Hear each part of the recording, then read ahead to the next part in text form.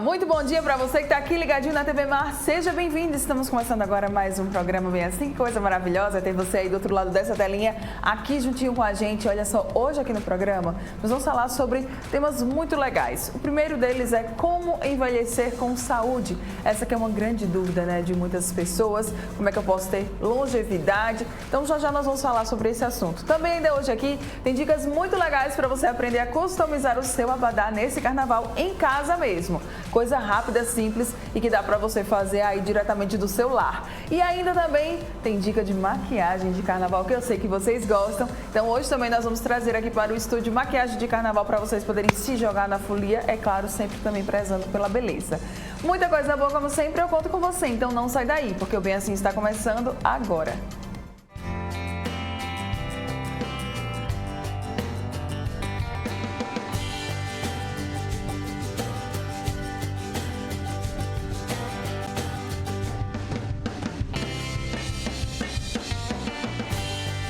Oral Unique. Cada sorriso é único.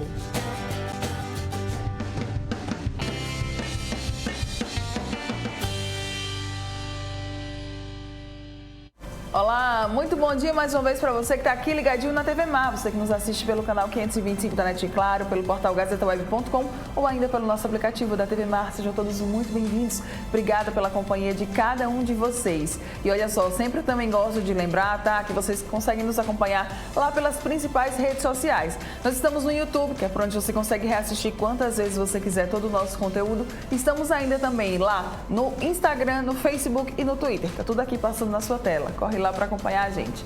Vamos começar o programa aqui, nosso primeiro tema de hoje, gente. No pós-pandemia, né, de acordo com pesquisa do Instituto Brasileiro de Geografia e Estatística, divulgada ano passado, a população de idosos aqui em Alagoas caiu de 436 mil em 2020, tá, para 380 mil. E isso acendeu um alerta. É fundamental o cuidado com a velhice e com o idoso. Então, para a gente entender melhor um pouco mais, né, sobre como envelhecer com saúde, eu vou conversar agora com a geriatra Rony Roselli. Seja muito bem-vinda, obrigada pela sua presença mais uma vez. Faz tempo, né, Rony, que a gente não se vê. Oi, Mara, bom dia a todos que estão nos assistindo. Faz um tempinho, mas é muito bom estar de volta. Você também. E principalmente para falar sobre algo que interessa a todos nós. Eu sempre falo que, assim, todo mundo quer envelhecer. Sim. Todo mundo quer viver muito, mas ninguém quer ficar velho. É. Porque a gente associa o envelhecimento a uma fragilidade, quando na verdade não precisa ser dessa forma. A gente precisa entender o que é o processo de envelhecimento e poder usar o tempo a nosso favor.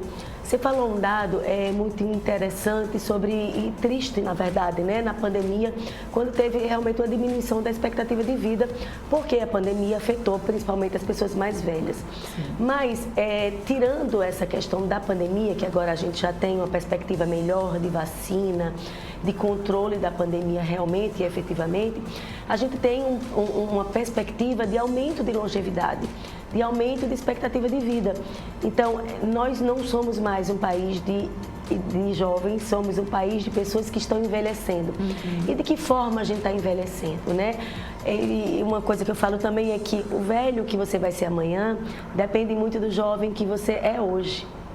E muita gente acaba esquecendo desse pequeno detalhe, né, Rony? Exatamente, porque assim, as principais queixas do envelhecimento estão relacionadas a todo o nosso processo de vida. Só para dar um exemplo, todo mundo tem muito medo de esquecer, né, de ter demências, de ter alguma doença crônica que afete a sua memória.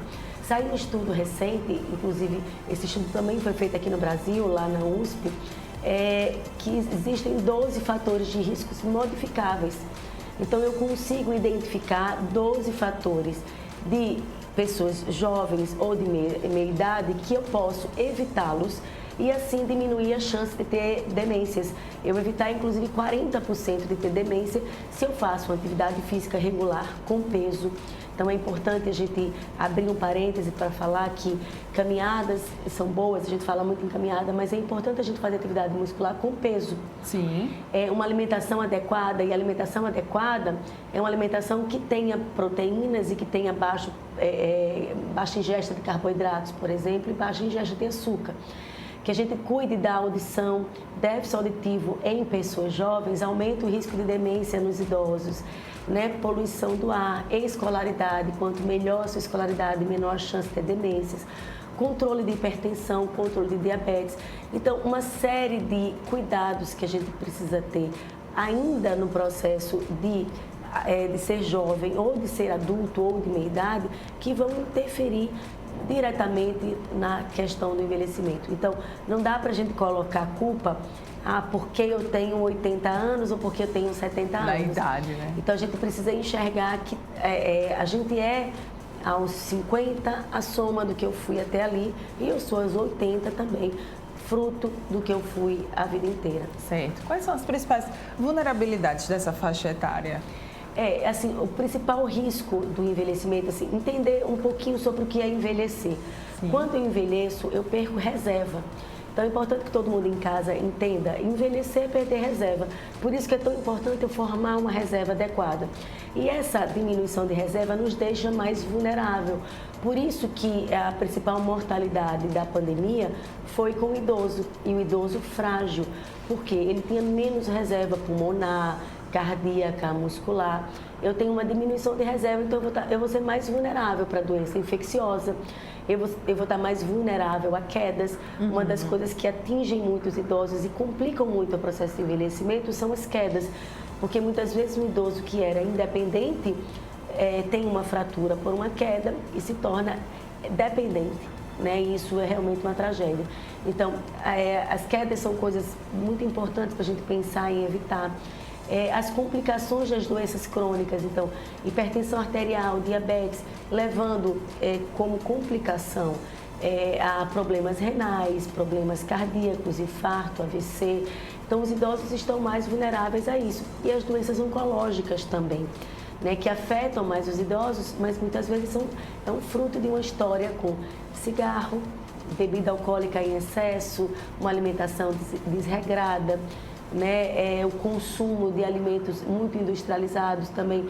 Os alimentos ultraprocessados estão relacionados a câncer, relacionados a demências. Então, é importante que eu enxergue que a fragilidade, ela não vem, né, as doenças crônicas, elas não surgem repentinamente. Elas são frutos de todo um processo que a gente pode evitar. Ok. Outra pergunta que eu tinha também separado aqui é se a família ela tem um papel importante nesse processo de envelhecimento. Isso está muito provado, muito claro, na verdade, que a nossa relação social, né, a nossa socialização, ela é fundamental no processo de vida.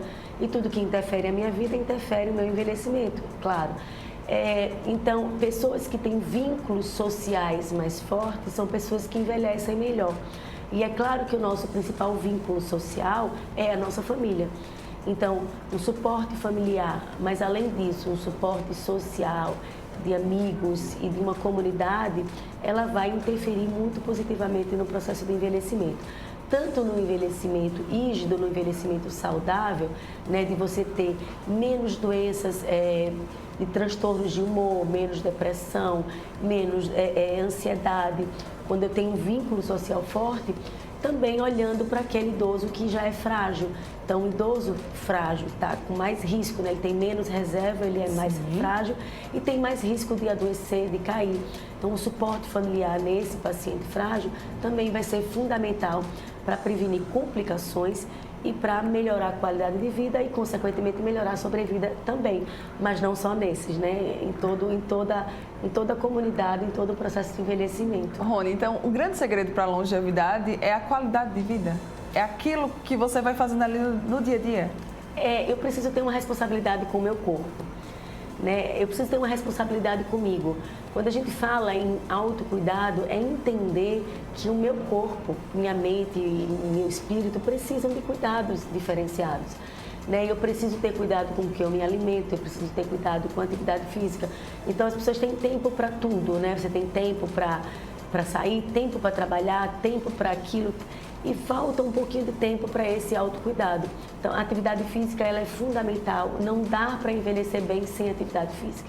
Então, quem está nos assistindo, entenda, não dá para envelhecer bem sem atividade física, não dá para envelhecer bem sem controle de doenças crônicas, né? Você tem uma pressão alta, você tem diabetes, é importante que você tome seus remédios adequadamente, que você saiba quais são os cuidados que você tem que ter com essa doença. Hipertensão e diabetes exigem uma atividade física adequada, existe um controle alimentar. A exposição solar, né, você tem um tempinho para se expor ao sol, a exposição solar é muito importante. Então, você prestar atenção em você, nas suas características, nas suas doenças crônicas, nas coisas que você gosta de fazer. A atividade física ela precisa estar relacionada ao prazer. Não adianta você fazer alguma coisa que você não gosta, que você não vai conseguir sustentar. Né? E não tem mais essa história de que idoso tem que fazer, por exemplo, hidroginástica. Tem uma época que idoso era hidroginástica. Era a única atividade física. Qual é a atividade física boa para idoso? Hidroginástica. Então, assim, não tem mais esse tempo. A atividade física tem que ser aquela que lhe dá prazer.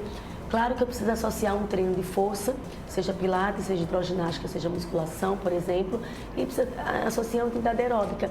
Mas dentro das atividades que existem, das possibilidades, procurar alguma que lhe dê prazer. E lembrar que a atividade física também ajuda a memória. A atividade física também diminui a chance da gente ter Alzheimer, por exemplo. Olha aí, ó, tá vendo?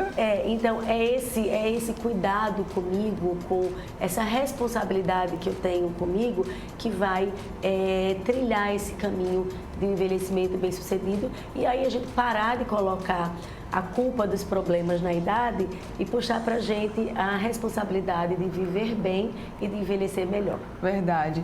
Oni, em que momento é que eu devo procurar um geriatra, uma geriatra? Você sabe que me fazem muito essas perguntas, né? Então, para resumir, para a gente lembrar, idoso no Brasil é a partir de 60 anos. Então, aqui, a partir de 60 anos, você é idoso. Sim.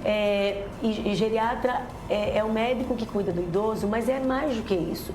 Né? Então, geriatra é o médico que cuida do envelhecimento, do processo de envelhecimento. E todo geriatra, na sua formação, ele também é clínico. Então, se faz uma especialização de clínica médica antes de fazer a especialização de geriatria. Então, o geriatra tem, além da faculdade, 4 anos, pelo menos, de especialização. Então, ele também está apto para cuidar de um adulto. Então, sim, é claro que quanto mais frágil e mais idoso, mais ele vai ter a necessidade de um olhar perto do geriatra. Mas acompanhamento mais precoce é muito bem-vindo, inclusive antes de fazer 60 anos, não tem problema. Não é só médico de velho, é médico que entende do processo de envelhecimento, ele ajuda a construir, a planejar um envelhecimento bem-sucedido. Era até o que eu ia falar, assim, quanto antes melhor, então, né? Porque cada ano que passa a gente vai envelhecendo. Então, se a sua busca é envelhecer com saúde, envelhecer bem, com certeza é o profissional mais indicado, né, para ajudar você. Eu acho.